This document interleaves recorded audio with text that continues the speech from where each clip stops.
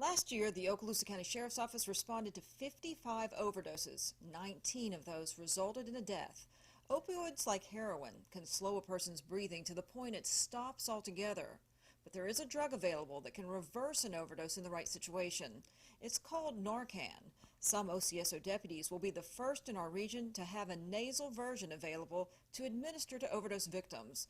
Okaloosa County E.M.S. Lieutenant Ken Worley has been training OCSO deputies on how it works.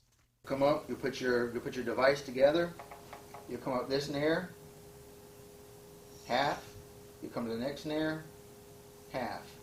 If they're not breathing at all, don't walk away from them. They're not breathing at all, take your ambu bag and start trying to give them some respiration. You don't have to force it in, you don't have to hyperventilate them, just open up the airway and gently give them some breaths and assist their ventilations until you get a response from it. And you should expect to see a response within about maybe a minute, minute and a half with your intranasal Narcan.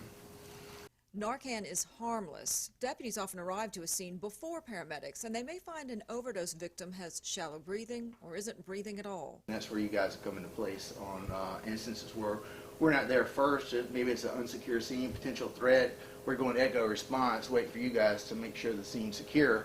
And then once y'all do that, y'all can bring us in. But that little bit of time in between there, if that patient's not breathing, he may not have been breathing several minutes before y'all got there. So if you guys can go ahead and deploy the Narcan, buy them a little bit of time, you may have them breathing before we get there. And that may be a difference between the patient dying because of irreversible brain damage or long-term disability because now they've had an anoxic brain syndrome where they've had not had enough oxygen to the brain. Now they've got long-term problems permanently for the rest of their life. So two things: we can save their life, we can keep them from having to have long-term medical services, and hope to get them some help. So if we can get to them in time, get them turned around, get them conscious, resuscitate them, you guys will be, we'll be transporting them, but the sheriff actually said that under no circumstances are we going to be leaving them on scene. Narcan typically does not outlast the opiate overdose, so they can go back into an unconscious state or a respiratory arrest state. So you guys will most likely be marksman acting them.